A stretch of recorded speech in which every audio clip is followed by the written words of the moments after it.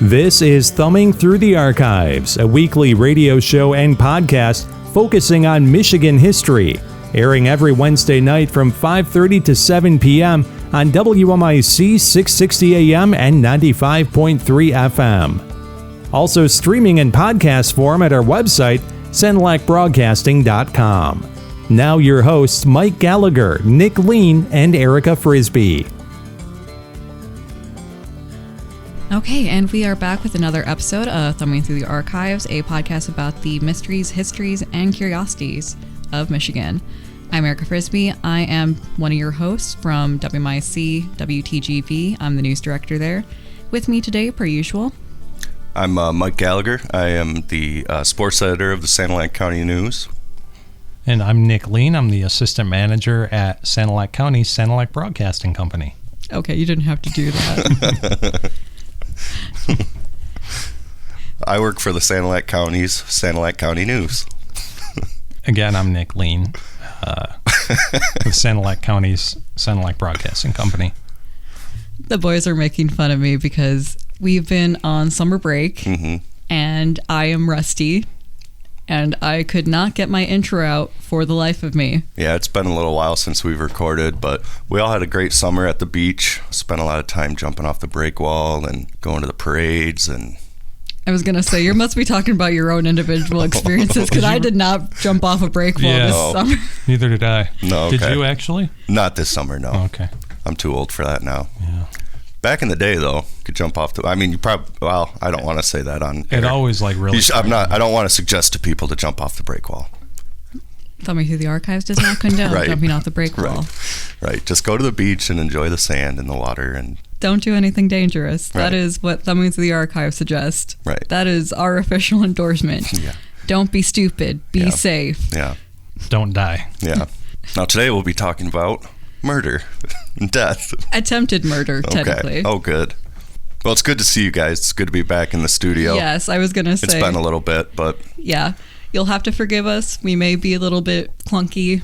We'll find our stride once we get into it. I think summer break's a really nice way to put it. Yeah. Yeah. It definitely was, whether or not we intended it to be the entire summer, it was a proper summer break.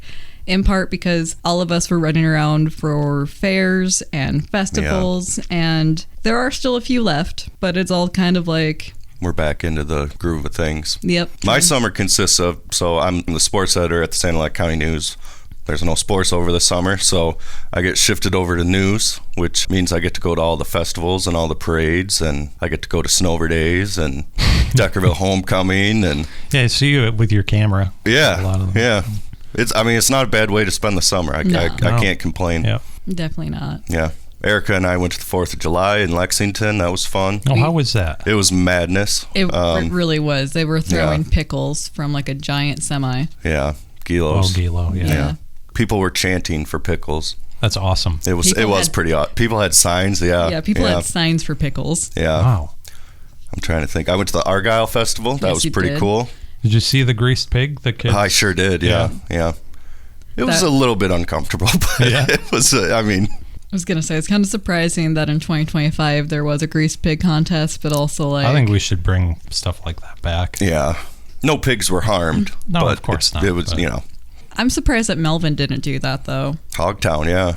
Their big thing is the motorcycle I know, but ride, right? Did they do a festival? They don't do it out of Melvin anymore. I think it's they've joined up with the hospital or something in Marlette. I could be wrong, though. People of Melvin, it's time to reclaim your heritage. Bring back the hogs. Yeah, we've talked about this. Yeah. They should do like a big pig roast festival, the Hogtown Fest. I think they should just let hogs roam the streets again. Yep. So even if it's just for a day.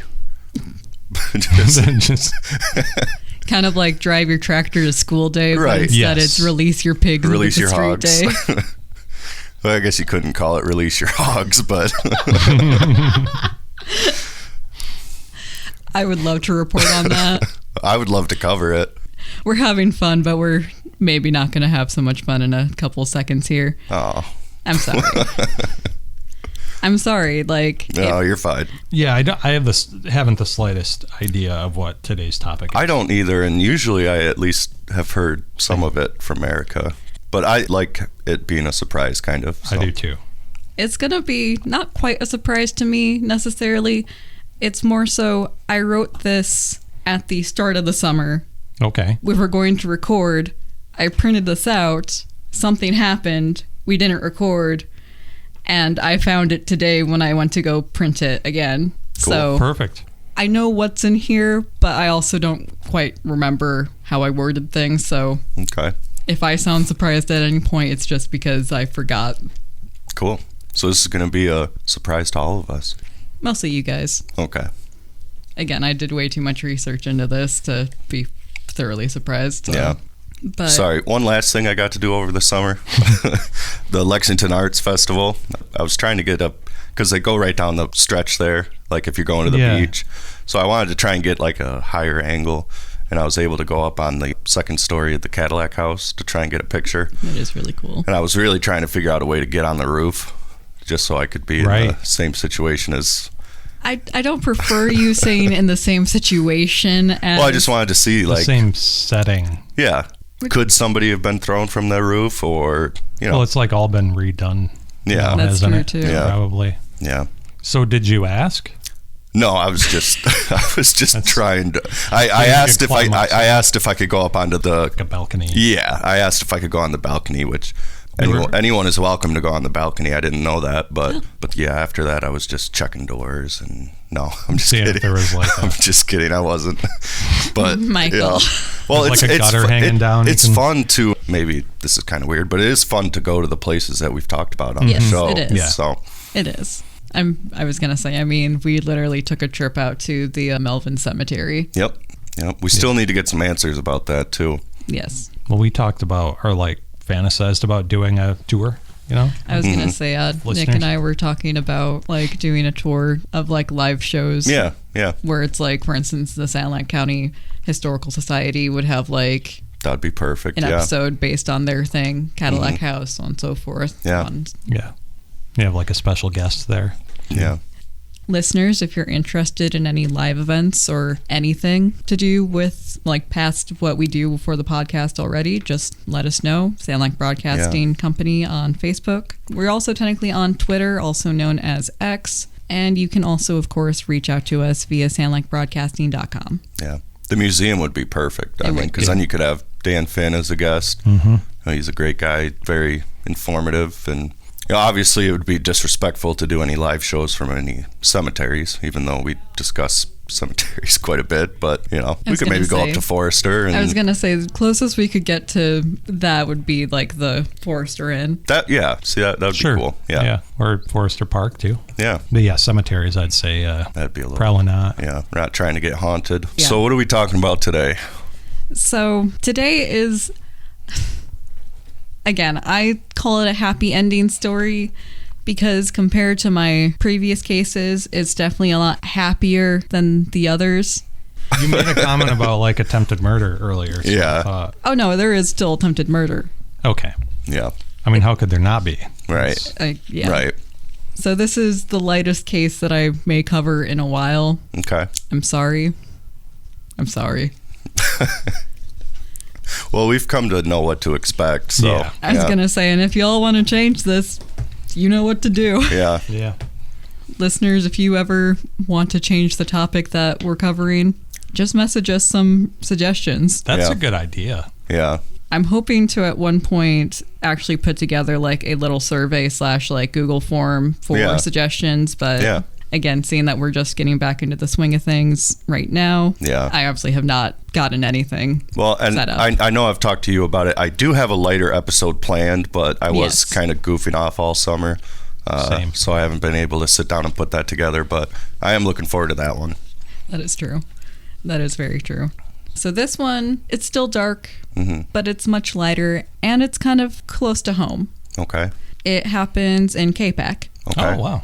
That is close to home. Yeah. and in 1995. Oh, so fairly recently, too. Yes. Okay. Much more recently than some of our other cases. The K-Pac is the hint, because I think you've mentioned this. Yeah, I was going to before. say, I've definitely mentioned coming it back. before because I was going back and forth of whether or not I should cover this. But honestly, I decided to cover it because One of the things that made me hesitate to cover this was the fact that, like, at the end of the day, this was the worst day of this woman's life. And I don't necessarily want to take advantage of her pain and suffering. But at the same time, I feel like she should be celebrated for the fact that she came out on the other side of it. Yeah, definitely. So that is at least how I'm rationalizing doing this episode. Obviously, if y'all have different opinions, feel free to share them respectfully online. Emphasis on respectfully, please. Yeah.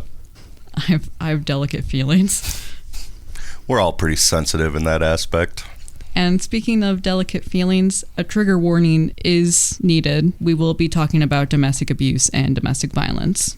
I think at this point in the show, we've been doing it long enough that you can safely assume that the show just comes with a trigger warning. Yeah. Yes, but it is good to specify. I was going to say usually just in general, like, listener discretion is advised with this show. Right. But specifically with this episode, definitely, if you have experienced this before, know somebody, like, I do also list the numbers for resources. For instance, Michigan's domestic violence hotline is 1-866-VOICE-DV, which is 864-2338. And then the National Domestic Violence Hotline is 800-799-SAFE, which is 7233. Again, we'll be giving those resources at the end of the episode as well. It's a subject that's very close to me because I've dealt with it in past relationships. And at the end of the day, bringing awareness to it is what's going to help stop it. Absolutely. With that in mind, let us get into our story. Okay. A little more than 2 months before Timothy McVeigh and former Decker resident Terry Nichols committed the Oklahoma City bombing of 1995, there was another bombing that rocked the Thumb area. It wasn't of any government building. In fact, it did not target a building or a group of people, but just one person. That person was Charlene Dell, and as she stepped out of her office that February afternoon, engulfed in flames, no one expected her to come out the other side. But she did, and this is her story. Charlene Dell was born Charlene May Dotson in Capac in April 1962, attending Emily City Public Schools in her youth. It is unclear how or exactly when she met her future husband, Lawrence Eugene Dell, who was 11 years her senior, but they were married in the early 1980s, and by 1995, they had 2 children, 9-year-old Christopher and 2-year-old Jalen. However, the relationship was volatile, with Lawrence prone to mood swings, and by April 1994, Charlene had had enough, filing for divorce that same year. She had first considered divorce when their oldest child was only a year old. She would later relate that when she tried to leave him, Lawrence grabbed the infant she was holding in her arms, forcing her into a tug-of-war that she lost in a bid to keep the baby safe. It was the first of many times Lawrence threatened her, telling her that if she ever tried to leave, he would kill her. She finally decided to end the marriage in April 1994 when her father was seriously injured and she rushed to be at the hospital with him. While waiting for word on her father's condition, she was summoned to the phone at the nurse's station. On the phone was her husband, demanding to know why she was at the hospital. And sorry, I'm getting mad as I'm like coming up to this part because it's just... Well, we can kind of tell where it's going. Mm-hmm. Yeah. He's one of those guys. Yeah. Right. So her dad is in the hospital, severely injured.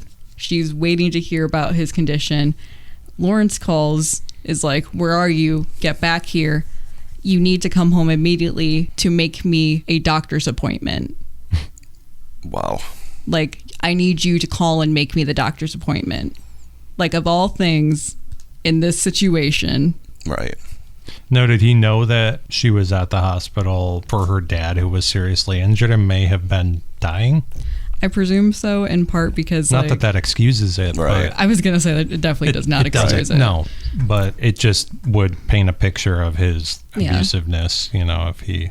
I don't know for sure, but it was my impression that she got the news, got the neighbor lady to watch the kids, and then rushed to the hospital. Obviously, yeah, it's an emergency. Yeah. Well, and if he called the hospital, then... Right, yeah, exactly. This is before, you're right. Before cell exactly. phones.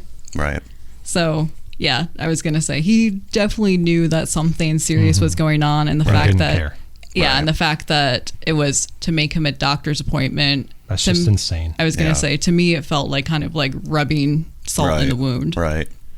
And nobody likes calling the doctor's office, but that's... He was like in his 40s at this point. Yeah. Call the gosh darn office. Right. Like, you can do it. Right. Yeah, not that hard. It's really not. Right. Sorry, I'm really fired up. Yeah. I need to chill off. Well, I mean, we've gotten off to I mean, this is the first story about him. Yeah. It just, but as you said, this was what finally the straw that broke her back. Right. Where she finally did follow through with, filing for a divorce. Yeah. So when she refused to come home to make him that doctor's appointment, she heard a familiar threat: "I'll deal with you when you get home." The divorce filing happened shortly after, with Charlene later testifying about how Lawrence came barreling into the home the day he was served the divorce papers, and it took her hiding in the bedroom and her friends blocking the hallway to keep Charlene safe that night. Wow. When he was forced to leave the house, moving just a few blocks away in the same Emley City neighborhood, he began a stalking and harassment campaign, one that he would continue after Charlene moved in with her cousin. And whereabouts did her cousin live? Or still in Emley City, it sounds like, but definitely not the same neighborhood. Not far enough away. Apparently not. Right. Stalking, name-calling, and threats were the name of the game, though Lawrence would sometimes alternate between that and begging his wife to come home, that he loved her. Yeah, that's usually how that goes. I was going to say, it's called love bombing. In between threats and harassment and stalking, love bombing, and just a lot of typical abuser behavior. Yeah, it sounds like textbook. Oh, yeah. By February 1995, she had been separated from Lawrence for almost a year, with her divorce hearing scheduled for the next month. She had hoped that it would be the end to the torment that was her ex-husband, who had earned himself a restraining order after harassing Charlene several times while she was on the job as a secretary for natural gas company A&R Pipeline. So he was harassing her while she was at work? Yes. Okay. After they're legally divorced? Not legally divorced, after they're legally separated, right. At least. It's pretty bold to, obviously stalking and harassing and name calling is terrible in the first place, but it's pretty bold to do it at their place of work, where other people can witness it. Again, though, it's like at that point, it's just trying to get them to come back at any kind of... Right. Once the mask slips, and it slips. You could even, make the argument that he was doing it to embarrass her, maybe. That too, or to jeopardize her employment and make her dependent upon him, which is another because if tactic. If he's coming to her work and causing issues, then he might think that, well, she... Yeah, her boss may be like, this is not worth... Right.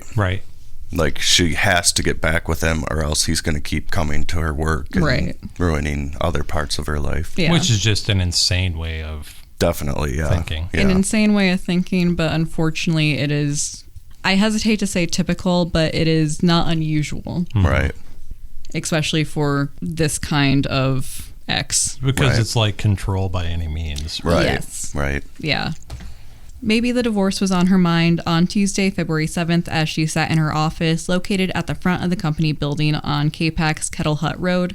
Or maybe it wasn't, as 1 p.m. rolled around and soon enough it was time to handle the company mail. It was a task that she handled every day of her 14-year career at the office thus far, but today would be different for all the wrong reasons. When part-time mail carrier, full-time sheriff's deputy, Glenn C. Kirk. Wait, one more time. That's cool. He worked full-time as a deputy, but worked part-time as a mail carrier. Okay. Awesome. Yeah. Yeah, Glenn C. Burke is his name. Glenn C. Burke? Burke. Okay. When he loaded up his truck and began his route that morning at 11:30 a.m., the brown cardboard box looked like the rest that bumped along in the back of the truck, though it was a bit bigger, measuring 20 inches long, 18 inches wide, and standing about 14 inches tall. It weighed about 2 pounds, being rather light for such a large package. It was secured with clear postal wrapping tape, was addressed to the A&R Pipeline Company, and marked with "Special Attention, Charlene Dell." Usually he'd hand the packages and other letters to Charlene directly, but she had stepped out of her office when Burke came about 1:10, so instead he dropped it off with the field manager, Paul Ruggo, whose office shared the wall with Charlene's. The mail carrier put the package on the floor between the two offices, with Paul moving the package to a table in Charlene's office and the other mail to her desk. Not even 10 minutes after Burke dropped off the package, Paul Ruggo was bent into his desk with the force of an explosion that had flames racing across the ceiling. When he ran out of his office, he saw Charlene, dazed and aflame, stumbling from her office. A volunteer firefighter, he immediately instructed her to stop, drop, and roll, and proceeded to beat the flames out himself, burning his hands in the process. It was a small price to pay to save Charlene, who was suffering burns across 60% of her body, not to mention the punctures and other wounds sustained from the package's shrapnel.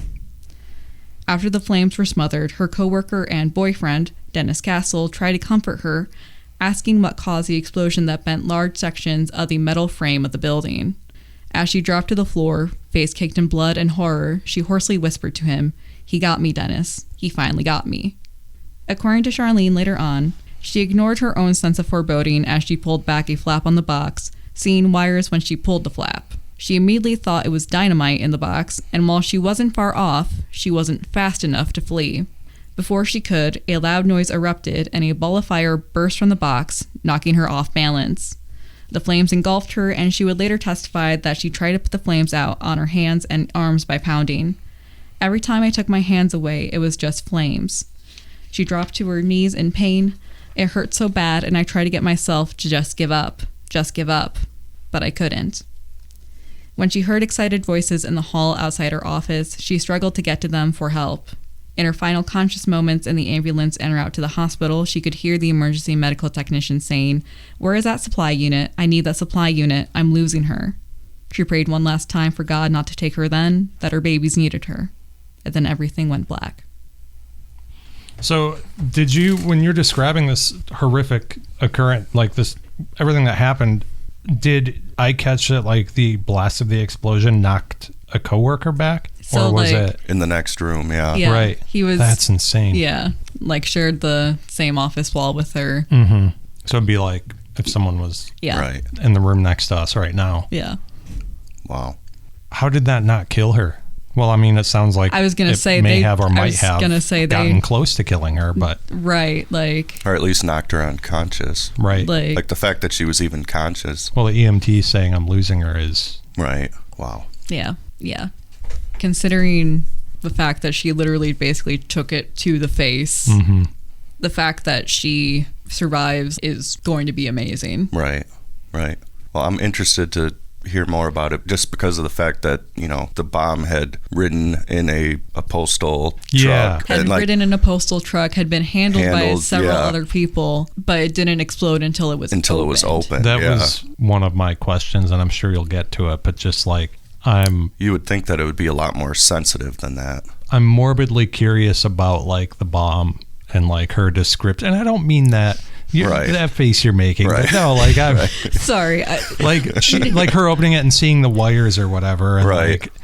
like Mike saying how it did not explode. I'm curious about that, and I'm also curious about the connections to like the Unabomber. Right around this time, there seemed to be like a trend of like mail Yeah. bombs in the Yeah. United States. Right. So if you're going down that road later in your script, we'll talk about it then. But I'm especially Yeah. curious like Oh, how yeah. that ties in. Oh, yeah. 100%. I mean, the fact that when she first opened it, she assumed it was dynamite. Right. I'm kind of curious if he had made threats like this before. Like, Right. obviously he was threatening her and he was saying that, you know, he would do stuff to her, but I'm curious if he had threatened to bomb her before. Right. Like if she knew to look out for something like Right. that. Because if you open a box, like, I don't know, it would be pretty wild. Your first assumption would be like, oh, that's dynamite. Like, Right. you know, but Or she recognized his handwriting too, because she knew like right away, right? That it was him, according to. I was going to say, she at least strongly suspected that it was him because, like, as you'll find, he's really the only one who has motive. right. Right. Like, she is literally a Midwest mom. Right. Was the box typed or handwritten? Did it say? I believe it was handwritten. Well, the fact that her coworker was a part-time fireman, that was obviously huge as Yes. well. You know, it's Yeah. pretty brave of him to. You said that he put out the flames with his own hands. he like I mean that, he was beating he got second-degree burns to his hands. and I feel like I don't know, like most normal people, I could say in the moment, yeah, I would do that, but Nobody knows. Right. Yeah. But a firefighter, like, I was they're gonna say, trained the for fact that that he situation. clicked right in. Right. It may have been the thing I that was gonna saved say, her. Yeah. that may have been the thing that made the difference. Right. For instance, if it had just been Dennis and if Paul wasn't a volunteer firefighter, Right. they would have just had to maybe run to get the extinguisher. Nobody knows what they would do in that situation. Exactly. Yeah. And Paul is kind of if there is a main hero in the story besides Charlene, of course, Right, Paul would be my pick. Yeah. Wow. That is where we're going to end the first part. Yeah. Pretty crazy first part. Yeah. Yeah. We'll be right back. Stay tuned, hour number 2 of Thumbing Through the Archives, coming up right after your top of the hour news and weather, right here on WMIC 660 AM and 95.3 FM.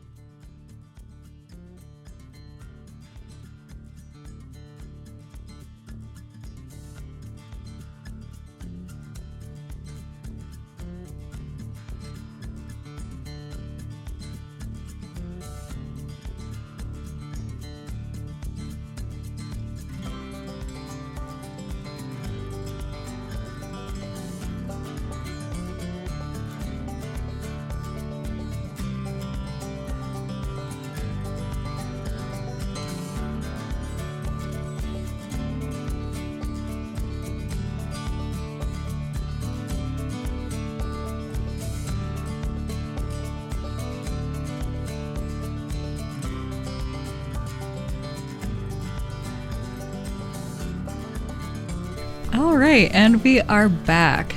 So we left off with Charlene basically fading into unconsciousness. At this point, everything is basically just chaos. Right. As Charlene fought for her life, police swarmed the crime scene, observing how the window was blown out, how the battery powering the bomb was embedded in the office ceiling. Wow. Just take a moment and think about that. The battery Right. that powered the bomb was apparently launched itself enough to embed itself in the ceiling. Right. And that's what Charlene would have presumably taken to the face. Yeah. Or part of. Right. Now, you said this was about 1:30. 1:30-ish, yeah. Very quickly, the U.S. Postal Service's team was heading the investigation with the help from the Bureau of Alcohol, Tobacco, Firearms, and Explosive, the two agencies responding due to the nature of the crime, a mail bomb. In a time before the Unabomber Ted Kaczynski was caught, mail bombs were of particular interest, but very quickly it was clear that this was not the work of a manifesto-writing madman. This was from another brand of weirdo. For one, while the bomb design was unique, it wasn't as sophisticated as the Unabombers by this point, who made more and more elaborate explosives as time went on. Instead, this seemed to be a pipe bomb surrounded by 6 charcoal lighter fluid bottles and paper, an incendiary device with an extra kick, as it were. Michael O'Hara, a United States postal inspector, indicated that there was also a 9-volt battery and wire switches that were unique in the bomb.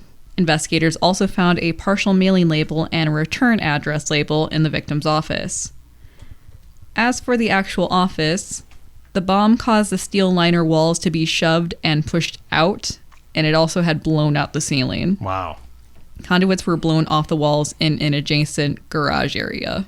The steel wall purlins and the structural steel purlins in the side were bent and sticking outward. The aluminum skin that covered both the sidewall and roof were buckled outward as well. A hole had been blown into the building above Charlene's desk. That's insane. And that she's alive? Yeah. Authorities testified that there was substantial structural damage around the perimeter of the entire building. It was learned in the early days of investigation that Lawrence did have a permit to buy and use explosives, similar to what was suspected to be in Charlene's pipe bomb. And investigators learned that, for a few days after the restraining order was first in place, Lawrence had had 2 guns and several explosives taken from him. They were eventually returned to him. So he had a permit for explosives. Would that be like related to his job, or Was he a farmer? He was not a farmer, but he usually used the explosives for blowing up tree stumps. Yeah. Okay. At least that's what he said. Right. Are you suggesting or like saying that there was like a miscarriage of justice and that like he had weapons confiscated and then returned to him shortly after? It's more so the fact that, like, with the restraining order, he definitely should not have had the weapons. Okay, yeah. So the fact that they were taken from him, great. But then returned to him, not so great. That's even worse than if they hadn't been taken at all. Exactly. Right. Like, that's more so why I'm pointing that detail out. Mm-hmm. Right. One more question. Yeah. Going back to the actual bomb, because you said a pipe bomb.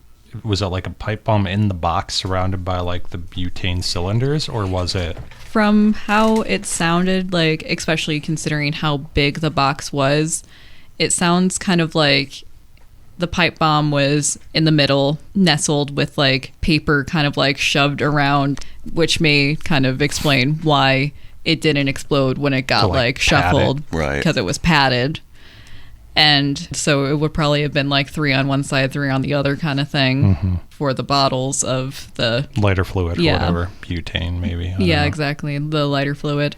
So that's at least how I understand the bomb to have been made, especially considering the size of the box that we're working with. I was just like trying to grasp like what would cause an explosion that big given the dimensions of the box that you gave. Like, that's insane. Yeah. It also sounds like, seeing that they talked about shrapnel, don't get me wrong, the flames did do a number on Charlene, but if something was going to probably kill her, it was going to be the shrapnel. From the pipe bomb. Right. Because, like, I'm pretty sure that she did get cut in a couple of, like, vital arteries, that kind of thing. You get one wrong piece of metal to a certain party when you're done. Right. Like, it's just, I don't know if there's a God. I don't know if the universe looks out for people. I don't know what it is, but something was looking out for Charlene that day, because things just literally kind of lined up perfectly. Mm-hmm. Also, like, I don't expect you guys to know, mostly because, like, if you guys did know, y'all would be on an FBI watch list for a reason not related to me. Well, now we can't answer yes. If you Well, no, it's like, I'm trying to figure out what the battery would have been doing in there. So, just from what little bit of electrical wiring stuff I know from working here. Cover your butt. Cover your butt. No, I am. Do you have a permit to work with explosives? I never said explosives. Okay. I said, like, in order for something to be triggered, like the box opening Right. may have like triggered a relay or something that has to be powered. Yeah. Right. So like for any sort of like relay, it's powered by you said a 9-volt battery. Yeah. That's what I would think. Okay, that makes sense. Because, like, I was, like, trying to figure out how exactly it would have figured into it. Yeah. But to start the relay makes sense. My first thought would be like a timer, but obviously that's not the case. So it's to make the connection to trigger the bomb would be my guess. So like anytime like the Tigers, for example, call for a commercial, we have a box that gets like a little tiny electrical pulse. And when it picks up that box, it triggers, you could literally like program it to turn on the coffee machine. Like it can do all sorts of stuff. So, but that box has to be powered by plugged into the wall, or there's a spot for a 9-volt battery.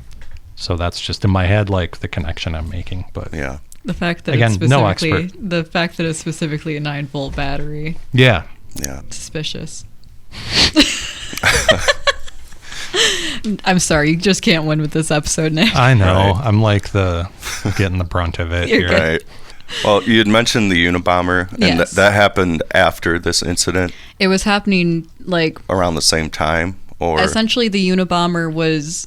He was a long period of time. I was going to say, like, He was about to get caught. It was like within the last 2 years before his capture kind of thing. Okay. I don't want to say it was a common thing, but it wasn't something that was completely, brand new or, No, again, there's a reason why, like, they immediately had the ATF out there and stuff like that, because they had been dealing with this for, how long was it? The Unabomber started in 1978. I just looked it up. Oh, my God. Wow. But this would have been, like, the height of, like, the media hysteria, which hysteria is not the right word because it was justified, but, like, the media coverage and like people freaking out about it would have been June 1995 was when he got caught. So like literally a few months before he got caught. So the fact that this happened, basically any bombs, especially any powerful bombs, were immediately checked just for a Kaczynski thing, because even though Kaczynski did have a pattern and did have a slight method to his madness when he was like sending things out, Charlene and the natural gas company that she worked for wouldn't have been a target necessarily. Right. I don't think that would have fallen into the Unabomber's pattern. Did he have targets? I know he had like a manifesto, but I didn't. There was a couple. I know that he bombed like a professor at U of M. Okay.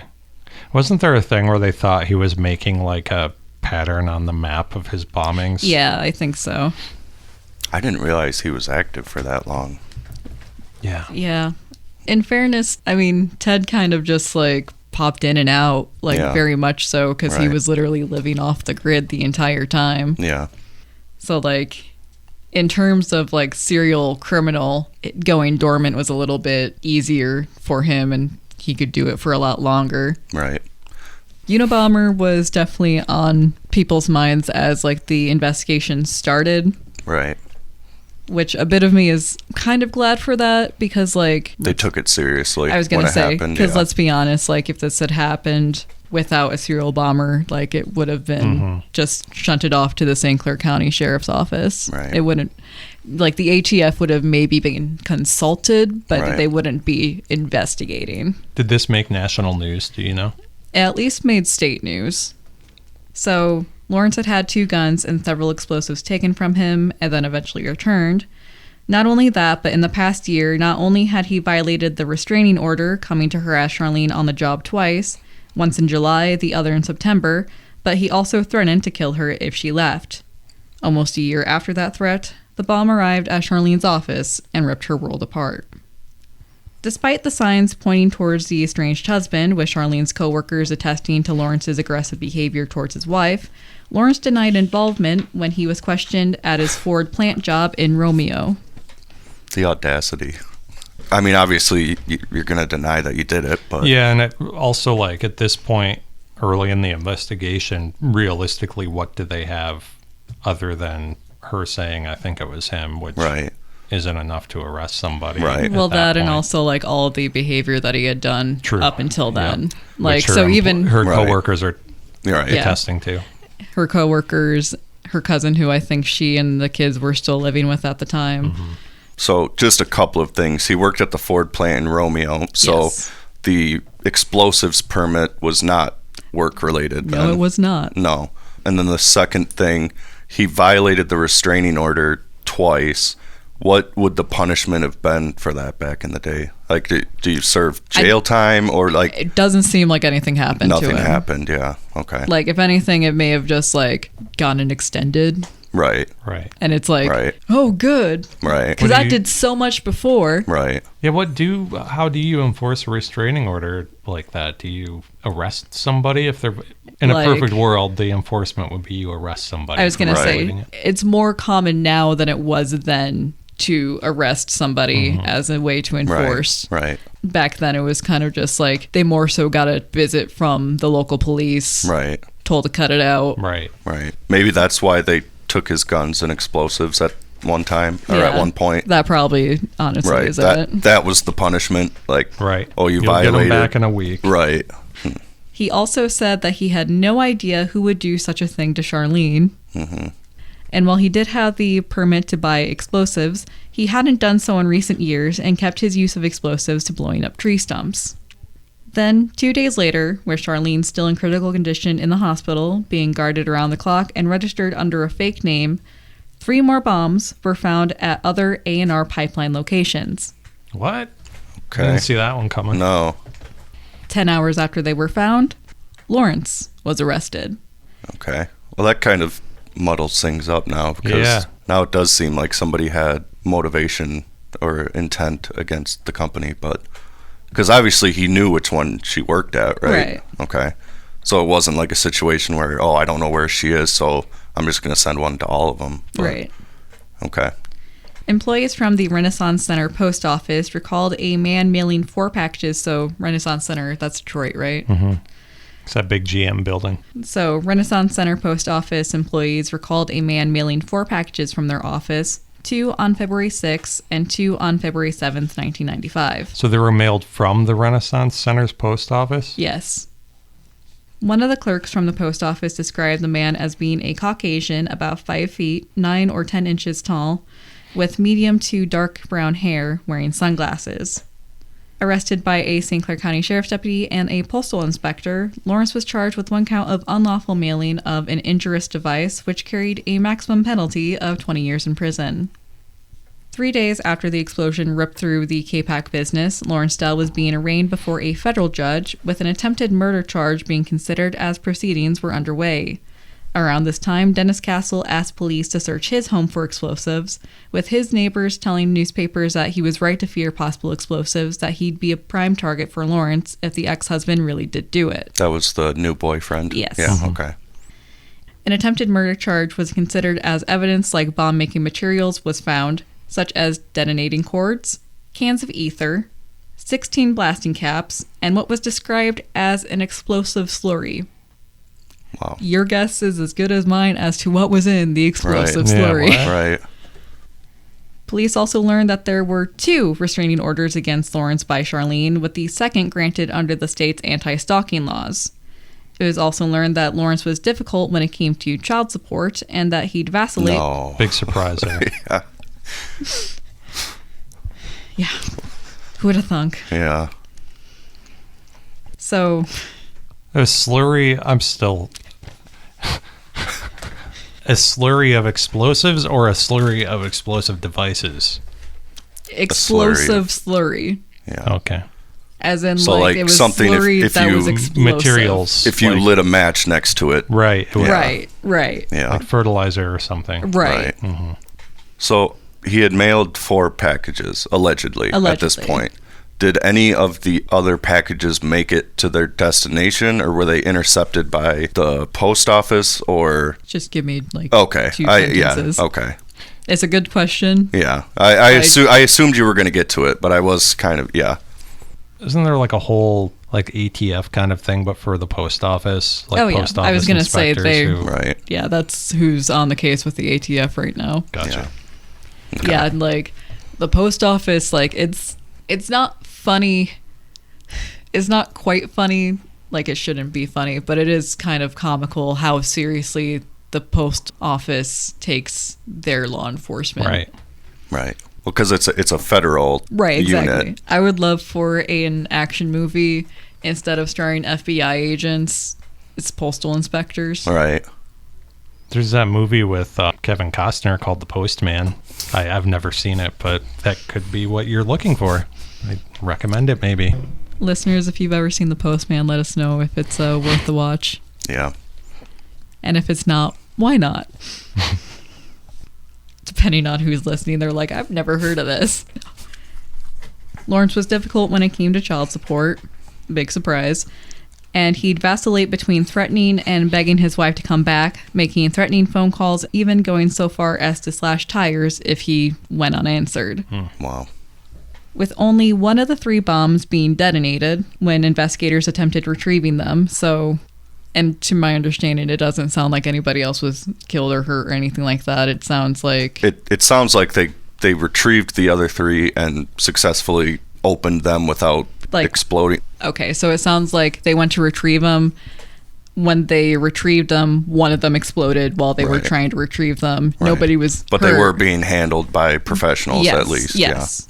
But that being said, they were able to take 2 full intact bombs. Deactivated, disassemble. Yeah. So do you think he did that just so that, like, he was trying to throw people off? Like, somebody had a vendetta against this company. It wasn't just one, they weren't targeting one person. They were targeting, okay.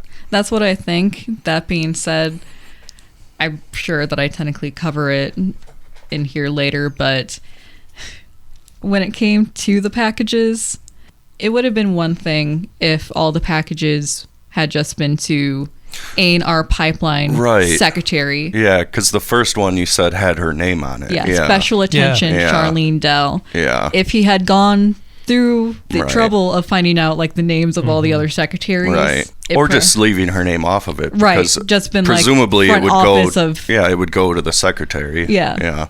Wow. But nah, he just... It seems like really short-sighted on his part in terms of him trying to create a diversion or whatever. Right. But also the package was received by somebody else, right? Yes. And he put it in her office. Yes. Yeah. So, obviously, right. putting her name on it got it into her office, but it also does not help his case whatsoever. No. All he would have had to do is just call the locations and... get the names, Get the names, or even just be like, A&R Pipeline Secretary. Yeah. Right. Like, because that would have gotten it to Charlene anyways. Right. Only one of the 3 bombs detonated when they went to collect them. They had 2 whole specimens to study. Right. And also, even though the 3rd bomb blew up, which could be seen as like, oh, you lost a specimen... It actually came in handy because they were able to compare the fragments from the one bomb explosion to the one that hurt Charlene. Right. It was found that the 3 disabled bombs shared the same pipe size, the same kind of end caps, the same silicone sealer on one end, and they all had white paint on one end. The only differences between the bombs were that the K-Pack bomb had been designed to aid in fragmentation, and that somewhat different types of tape had been used in building the 4 bombs, one type of tape on 2 bombs, and one type of tape on the other 2. Okay. So he made them probably over a period of time. But this guy made an effort to make sure the one he sent to his estranged wife was going to cause more harm. Yes. Right. As investigators studied the pieces into late February, Lawrence agreed to a psych evaluation in early March 1995 and was charged with attempted murder. When he was arraigned, he attempted to say he didn't understand the charges, but eventually just stood mute to the charge rather than explaining himself. Yeah, it was really, really weird because literally he was like, I don't understand the charges. The judge was like, okay, fair enough. What don't you understand? Right.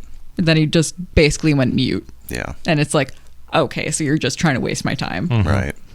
Well, and a psych evaluation is kind of, obviously that's part of the process too, but clearly he got some issues. Yeah. It would be about 2 months between the arraignment and preliminary examination as investigations slowed to almost a standstill by the ATF. Slowing down the investigation into the 4 bombs had been the recent Oklahoma City bombings of April 1995, carried out in part by former Decker resident Terry Nichols, and that investigation superseded the Michigan incident, especially now that it was known that they weren't dealing with a Unabomber. Right. Wow, that's pretty crazy couple of months for the ATF. Yeah. So April. And the K-Pack bombing happened in February. Yep. And then in April, it's completely erases any coverage or interest in that. Right. Exactly. Especially because, they probably had already not solved it, but they have a suspect. They have a suspect. They know it's not the Unabomber. Right. And even if it had been the Unabomber, they don't know where it is. And the Oklahoma City bombing was probably all hands on deck. 100%. Yeah, which that's one that we've discussed that we have to do an episode on, but there's so much to even unpack there. It would be like a 6-parter. I was going to say it would be a series. Yeah. Yeah, there's a reason why we haven't touched on the Oklahoma City bombing, and it's mostly because it's a lot of research that needs to be done. But just for quick context for the listeners. On, was it April 18th or April 19th, 1995? I think it was April 19th. April 20th.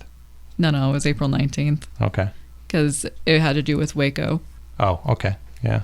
In what they basically called retribution for the shooting and fire at Waco and the Branch Davidians the year prior, Timothy McVeigh and Terry Nichols essentially put together fertilizer bombs and blew up the Alfred Murrah Federal Building. Thank you. And it was April 19th.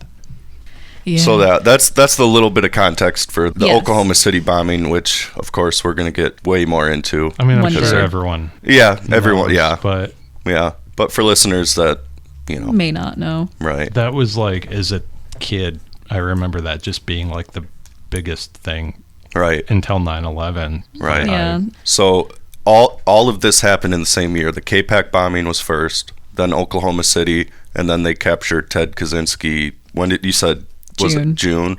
So really the K-Pac bombing kind of gets It gets shunted completely Right. aside. right, Yeah.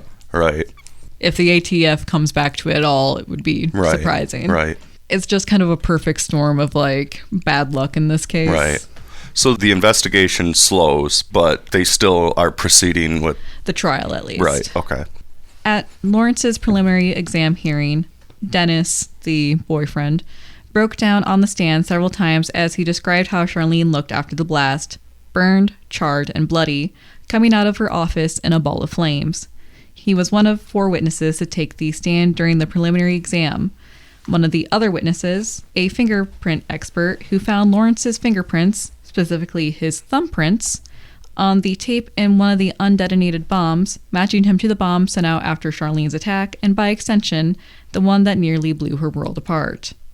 Despite this, no pun intended, bombshell, Lawrence displayed little emotion and a lot of boredom during his own preliminary investigation, even as he was bound over for circuit court trial. By the time the preliminary exam took place in May 1995, Charlene was out of the hospital and back with family, healing as best as she could. What are y'all feeling before we go into the next section? I'm wondering if you can provide more, context or elaborate on him exhibiting boredom. He just like disinterested and just disinterested. Like when Dennis was on the stand, Dennis was emotional. Dennis was like talking about a woman that He loved, presumably too. they both loved. Right. And it was as if like Dennis wasn't even in the room and like Lawrence was in a waiting room. Right. And if he was still, acting as if he was innocent, you would think that you would still show some emotion. Like right. that, Like, or some concern, stuff it's like somebody that. that you allegedly loved that it happened to. And if you were innocent, You'd show some kind of concern. right, Yeah. right. Is he pleading innocent Yes. or not guilty? Yeah, he's pleading not guilty. Well, and, we've already kind of talked about the fact that he sent out the other bombs to Yes. throw him off the trail. But that sounds like is what proved that it was him, Yeah. with the fingerprint. Yeah. You may have already said this, but does he have legal representation or does he have like a public defender? We'll You get there. that? Okay. It's actually a name that you'll recognize from like one of our last cases. I don't know if that's going to be a good or bad thing. Oh, it's a bad thing. Okay. I guess I should have assumed that. I'm like trying to think. There's so many funny names of lawyers and like Boomhauer. He wasn't a lawyer though, was he? He Was one the point, prosecutor. The prosecutor. and then he became a judge. Was it Wilbur Ham? No, Was it Jeffrey Feiger? no. We need to cover Jeffrey Feiger at some point. Yeah. More specifically, his client Kevorkian. But Yeah, I forgot about that. That was a Michigan thing. yeah. Yeah. On that note, we'll be right back.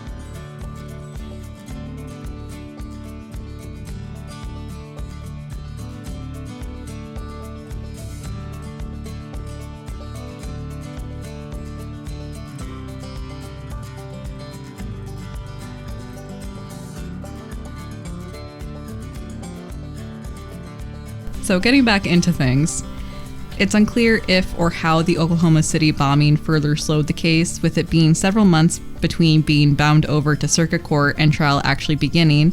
When trial finally began in January 1996 before Judge Peter Deegan. Okay, there it is. Not quite, actually. Oh. Yes, familiar name. Well, it is a familiar name, yes. Familiar name, Yeah. but not the one There's that I gonna was be another referring one. to, yeah. Okay.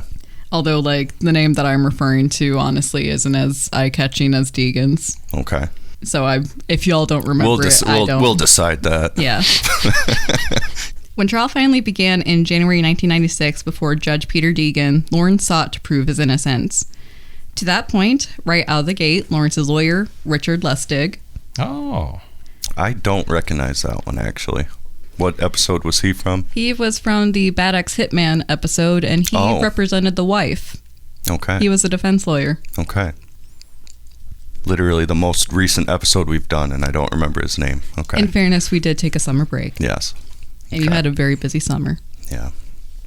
I learned a lot of names. I can't just remember all the names that I hear. Lustig was once again being the defense lawyer for... In St. Clair County. St. Clair County, yep. Okay. So Lustig suggested during opening statements that Lawrence was being framed by his ex-wife and her lover. Ooh, that's a bold, That is bold, yeah. Wow. Lustig seems to like the bold strategies, because remember, this is the guy who was like, if you think she's guilty, convict her. Yeah. Right. Like, But I don't know. How are you going to convince a judge and a jury that that's like... Right. Somebody would do that to themselves. Right. Like, wow. Okay. yeah. Well, Makes me wonder how much of it is like Lawrence being like... If Lawrence actually convinced Lustig, or right, if, like, or maybe he didn't have any other option. Like, think- what route would you take if, like... I honestly feel like it's kind of that, because so he was like, yeah, Lawrence is being framed because, after all, how could an illiterate man be able to design sophisticated bombs? He like suggested that computers had to have been used to construct them. Okay. Which, Was he illiterate? Obviously, that didn't come up earlier in the show. This but, is like the literally only time that it comes up. Okay. Yeah, that's weird. That defense makes a little bit more sense, because you would have to be literate to, like, To even learn information about bombs, wouldn't you? Unless someone was teaching you. Yeah, but well, also he has Howard. a history of it too, I was also Right. with the explosives license or whatever. Right. But in order to get an explosives permit, wouldn't you have to be literate? Like, wouldn't you have to to be get able a to... job at Ford. Right. Okay. Well, Guys, he's just using it as like a blanket term, like he's right. Yeah. And I guess it would be hard to prove that somebody is literate. Like, how would you prove that? Right, because you could obviously fake not knowing. Right. yeah. Wow. Okay. Yeah. Well, So bold defense strategy, but let's see how it plays out. not only was Lustig basically saying that Lawrence was too simple to have made the bombs, not only that, but the day of the bombing and also the day that the other bombs were being mailed, Lawrence had been traveling between Lapeer and St. Clair counties and was thus unable to do of what he was accused. I do find that interesting, because we didn't really discuss it much, but they were delivered from Detroit. Yeah. Which is kind of interesting that he would go out of his way to Make sure that it's like mailed from somewhere else. Mm-hmm. But how did they prove he had an alibi that he was driving between? That was my question. Right. Yeah. Or they didn't prove that. They just said that he was. We'll get there. Okay. So, in addition to that claim, Lustig also further urged the jury not to be swayed by the testimony about the divorce. Even as prosecutors contended the ugly divorce was the main motive for Lawrence's actions. Right. That, I mean, you gotta try. If you're the defense attorney, like, just ignore this. I mean, just keep an open mind when we go into this. I feel like saying keep an open mind would definitely have been better than ignore this. Yeah. You know how sometimes judges, though, are like, to the jury, you're not to consider this. Right. Take this into consideration in your decision. I wonder if that was like... Yeah, but if it had been that, the judge would have said it, not Lustig. Right. Right. What I'm asking is if, like, the judge backed that up, but probably not if the prosecution is hinging it all on him being abusive. Yeah. So we have Lustig's claims. First, that this was a plot orchestrated by Charlene and her boyfriend. Right. That he essentially couldn't be where they said that he was at to mail the bombs because he was driving. He couldn't have even made the bombs because he was illiterate / simple. Mm-hmm. And also just to ignore the divorce stuff. Right. Which would be the motive. However, if there was evidence that Dennis and Charlene conspired, Lustig did not seem to present it. Okay. Focusing more on the fact that Lawrence, who allegedly mailed the bombs from Detroit, could not have done that and be seen in K-Pac within 3 hours. You very much could. Yeah, I was going to say. I did a quick check, and it looks like the drive to K-Pac from Detroit can be done in 1 hour and 10 minutes. Yeah, definitely. Yeah. So I don't know what Lustig was on about other than hoping that the jury was stupid. Right. Okay. So also he was seen in K-Pac. He was seen at the time of the bombing? Apparently. Okay. The case was further weakened by testimony of Lawrence's cellmate. The cellmate testified that he was helping the illiterate... Okay, so this is another mention of Lawrence being illiterate. More support of him being illiterate, okay. He was helping the illiterate Lawrence read through the case file to better understand his case, but had stopped and advised the man to get a plea deal after reading that they had Lawrence's fingerprints. Mm-hmm. At this, Lawrence allegedly broke down, crying that he hadn't meant to hurt his ex-wife. Not only that, but the cellmate testified to the hairpin trigger temper of Lawrence's, having witnessed 3 separate confrontations wherein Lawrence was the aggressor. Okay. The temper was further testified to by acquaintances of Charlene and Lawrence, with Charlene's cousin sharing how Lawrence had previously slashed her tires. Those same acquaintances testified how hell-bent Lawrence was about getting back together with Charlene, telling one that, quote, he'd worked his whole life for a family and it was being taken away, unquote, via the divorce. That makes me unreasonably angry. It definitely has me feeling a certain type of way, because it's like... Complete and utter refusal to, like, reflect on your own actions. Yeah.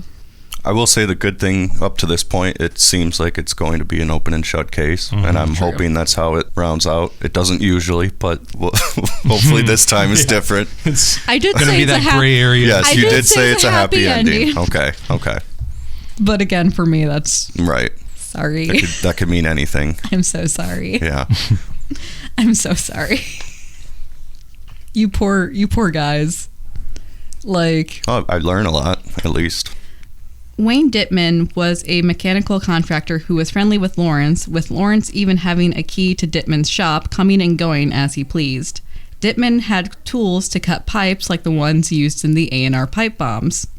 Dittman also indicated that pipes like the kinds used in the bombs were readily accessible, testifying too that Lawrence was familiar with dynamite and had, at least one time, placed a can of ether next to a stick of dynamite to see what would happen. Oh.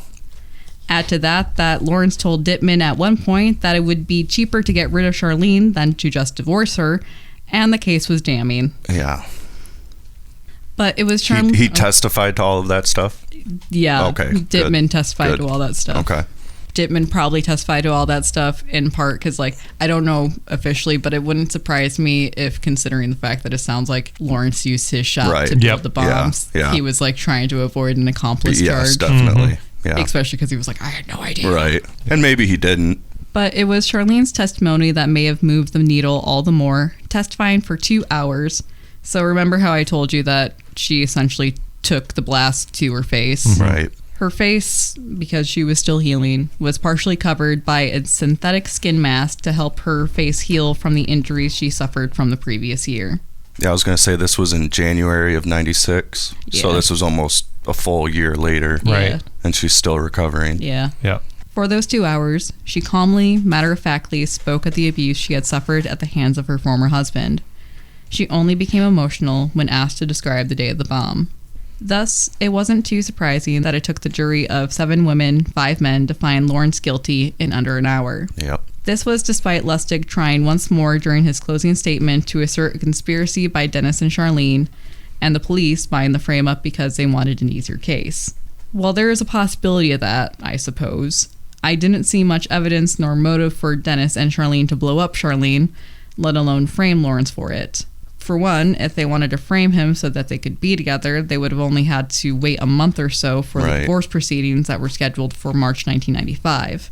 It doesn't appear that the workplace nor Charlene received a payout from insurance for the incident, and again, I can't think of why a single mother or two would want to blow herself up and frame her ex-husband when there are other attacks and injuries that can be faked that are less time-consuming and less difficult than making a bomb. Well, and there's the fact that she not only could have, but probably should have died from the explosion. Yes. Yeah, like that if you're framing it just, I was gonna say, if you're framing somebody, like, you want something that you can live from. Right. Like, there's a very good chance that she could have died from that. Yeah. And then what's the point of... Right. Right. Exactly. At sentencing, Lawrence claimed that prosecutor Elwood Brown had hidden evidence and paid off witnesses, but he did not elaborate further. Right. With the judge handing down life in prison. Lawrence's charges in federal court were dropped following that sentencing, with Lawrence appealing his conviction several times. Since he was charged with attempted murder, that was like life in prison versus just 20 years for mailing the mail bomb. Right. So hence why the federal charges were just dropped. Right. But yeah, he accused prosecutor Elwood Brown of hiding evidence and paying off witnesses. And it's one of those things where, it being St. Clair County, these kinds of allegations aren't unusual. Right. Yeah. Right. That being said, usually when these allegations are made, usually when these allegations are made, they go into detail about why. Right. And it wasn't even so much of like, oh, I'm saving it for an appeal, because I looked through his appeals and nothing. Well, and what type of evidence could have possibly been withheld that would have... Right. The evidence that they had, I mean, the fingerprint alone was probably enough. Yeah. But I can't think of an example of evidence that would clear his name, you know. Right. But, like, unless they found, like, a hair that belonged to somebody else in, like, one of the bomb boxes. Right. Like, that could be maybe the only thing. But even so, it's like... If you knew that evidence existed and you said that it was being withheld, you would say that. Yeah. Like, so what was Lustig's claim about him? You may have gone over this, but him, like, being between St. Clair and Lapeer counties during the... Just essentially that... But there was no actual alibi to back that up. Right, exactly. That essentially, like, oh no, he could have been on the road the entire time. Like, it doesn't make sense like that. He was actually seen in K-Pac, and it's like, no. Right. Because, like, even when I, like, first read that without even checking the Google Maps drive time or whatever, I was like, that's wrong. Right. Well, and also, if he worked in Romeo, why would he be in K-Pac in the middle of the day? Right, exactly. Especially because it was a Tuesday. Right. I don't know. Yeah, presumably. It sounds like the defense was just trying. Obviously, it was an unwinnable case. And as a lawyer, you have to do what... He was throwing anything at the wall. Right. Just trying. And I mean, obviously, all the claims are wild and inaccurate, but... Why wouldn't you do an insanity plea? Was that taken off the table with him agreeing to the psych evaluation? And I think the psych eval essentially came back that, like, he's a butthole, but he's sane. He's a butthole. Right. Again, Lustig was just trying to make anything stick. Right. And Lustig... There were major holes in every theory. Like, Lustig is definitely an interesting character. If I ever wanted to do like another David Dean kind of episode, Lustig may be my choice, because I think Lustig, for one thing, represented Dean when Dean was going through all of his stuff. Well, and Lustig wouldn't have been a public defender, right? He would have taken, because he was like a defense attorney for sure. I don't know, but not a public defender. I don't think he was like the public defender for St. Clair. No, right. Like, so he was a St. Clair lawyer. He was mostly a St. Clair lawyer, from my understanding. Okay, like that is where his name comes up the most. So Lawrence's appeal, because he appealed several times, it was rejected in 1998. With a package containing legal papers from him prompting a bomb scare and the evacuation in the same year. Yeah. As it should. As it should. I was going to say, I think I told you about that. I mean, he's in prison, but still. It's a little bit funny because, like, again, it's like, he's in prison, guys. Like, what could he have done? But at the same time, it's like, if I saw a package from Lawrence Dell, I also would be hitting the deck. Right. So I get it. Right. So that was 1998. Then he tried to appeal again in 2002, was rejected, and then tried to appeal again in 2015. In 2003, his parental rights to his two children, ages 9 and 2 at the time of the 1995 bombing, were terminated, with Dennis adopting the children. Seems like that could have been done a lot sooner. Yeah. It could have, but, like, from the looks of it, they had to, like, petition and, like, I mean, it's not like he was seeing the kids anyway. Right, but they still had to go through, like, the probate court aspect of it to officially get things. Right. So both children have graduated and seem to be living normal lives today, as is Charlene and her husband, Dennis. Awesome. They got married. Awesome. Lawrence, meanwhile, is still at the Thumb Correctional Facility. It is unclear if he is still appealing his sentence and conviction, with his most recent attempt almost 10 years ago now. Charlene has kept quiet over the years, but notably, she spoke out following 9/11 via her stepbrother's column in the Livingston County Daily Press and Argus. In the column, the stepbrother, Tim Robinson, related that Charlene had nearly died from shrapnel cutting her femoral artery, which she nearly bled out from. However, she shared a doctor of Arabic descent in Port Huron performed the emergency surgery that saved her life.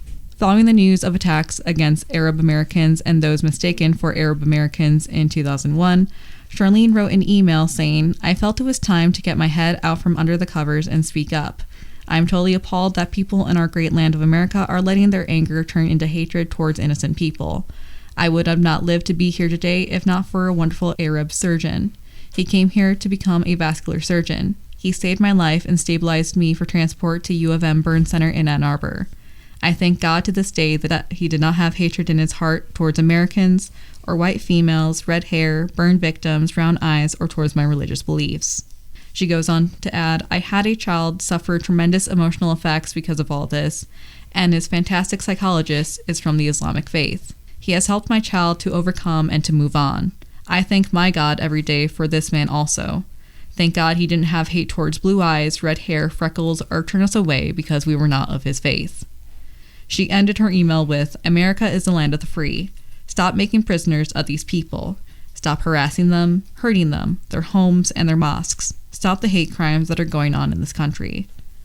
For a woman who could have stayed in the shadows for the rest of her life, to emerge to say this feels very important, or at least very special, especially after all the hurt and pain that could have just grown into bitterness with life itself. In the end, no matter what has happened with Charlene and her family, I wish her the best and praise her for moving forward. If you or a loved one is experiencing domestic violence in Michigan, help is available. Michigan's Domestic Violence Hotline, 1-866-VOICE-DV or 1-866-864-2338 is a free and confidential resource for victims to call, text, or chat. There's also the National Domestic Violence Hotline available at 800-799-SAFE or 800-799-7233. What a lovely little footnote there from her. You know, that's really something. Yeah. And I think it's important in today's day and age as well. Well, and the bravery that she showed speaking up during a time like that. Yep. I mean, that also goes hand in hand with her taking the stand during the trial. Mm-hmm. Because from my perspective, at least, I don't think they needed her testimony. I think they would have been fine without it. Right. But the fact that she was brave enough to take the stand, tell her story, and then, obviously 9/11 was a long time ago and I was just a kid, but I could imagine how different of an opinion that would have been that she shared. Yeah. And she put herself out there like that to stand up for what she believed in and who she believed in and stuff. But also the fact, I guess I didn't think about this, but the fact that she was transported from K-Pac to Port Huron with her femoral artery. That's insane. So I mean, obviously the doctor that performed the surgery, amazing, but the EMTs and whoever transported her, phenomenal, from K-Pac to Port Huron, that's crazy. I mean, but as Nick said, that is kind of an interesting footnote. Yeah, I remember that time, and there was a big problem with, like, not just people who were, Arab American, or, like, it was just anyone with darker skin was just being mistaken as, like, a Muslim extremist. And I remember that quite well, that being an issue of, like, people being harassed and spit on. And well, and the fact that she didn't have to speak up about that. Right. She could have had those opinions and kept them to herself, but the fact that she shared them with a newspaper and put them out there, I mean... Heck, the fact that she, like, first of all, shared them with her family and stuff like that. Mm-hmm. Right. Like, shared them with anybody, and then furthermore was like, yes, I want this published. Yeah. She sounds like a incredible woman. Yes, she does. What's Lawrence up to? I mean, he's just chilling out in some correctional facility. Where is that? I was just going to ask that. We should know that, but... This is him now, correct? I believe so, yes. Okay, that's what I thought. It's in Lapeer. Okay. Michigan prison for male prisoners. It's a level 2, lower level security prison. Yeah, he's just chilling out. Good. Yeah. Yeah.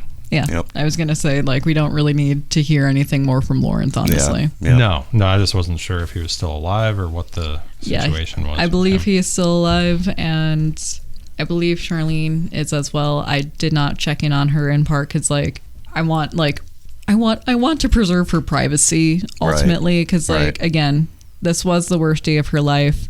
I wanted to share the story because I wanted to share how amazing she is. Right. But just because of that, I don't think anybody, like, please don't harass her. Please don't go and find her. She's living her life. Mm-hmm. She's doing her thing. Just let her do that. Yeah. She's earned it several times over. Yeah. But yeah, what are your guys' thoughts and feelings overall? I think I've shared all mine. I think it was... Was it a happy ending? It is a happy ending. It is, yeah. You guys seem disappointed. It wasn't a happy story, but it was a happy ending. I was gonna say if I ever come with a happy story, like I think I probably would have had a head injury or something like that. Well, I think like with a lot of your episodes, like justice isn't carried out. Right. That's what's what's so frustrating for Mike and I. We don't know who did it, or which are good episodes. But I think this is a happy ending in the sense that justice was served, and it sounds like she's doing okay. Yeah. So, but yeah. Yeah. Also, like you. Sorry, Mike. I'm going to cut you off. No, I think it was an interesting episode just because of the fact that it tied in with the Oklahoma City bombing and Ted Kaczynski, and it was lost in all the mess of all that other stuff. So I do think it was good that you brought attention to it. What were you going to say, Nick? Oh, just the going off of what Mike was saying with a happy ending, you tying in her editorial. Was that published in the newspaper? It was. Yeah. How did you come across that? You just research? Charlene Dell. Searching her name on... Yeah. Searched her name on newspaper.com, and I had to, I did double check because I was like, there's no way that this is the same person. Right. But the columnist... her stepbrother was like, this incident happened in 1995. And and the fact that she was transported to... Yeah, exactly. I was going to say... It matches up, yeah. Like, again, like, once I got into reading it, I was like, oh my gosh, it is actually her. Right. A couple other things that popped up for her around that same time frame and stuff like that, but she was getting back involved in the community. Really nice to see, because like when it comes to especially like domestic abuse, isolation is like a huge thing that abusers do. So it just really was comforting to me to see her surrounded by people and to know that if she had been isolated, she is no longer isolated. Right. Well, that, and she like still has her partner and family and like support system. Right. And yeah, she is herself still. Good on you, Charlene. Yeah. And that ends this episode of Thumbing Through the Archives. I'm Erica. Mike. I'm Nick. And we'll talk to you next week. Bye-bye. This has been another edition of Thumbing Through the Archives on WMIC 660 AM and 95.3 FM. Catch this episode in podcast form every Thursday after the program on our website at SaniLacBroadcasting.com. Thumbing Through the Archives, produced by Mike Gallagher, Nick Lean, and Erica Frisbee, with assistance from Catherine Connolly.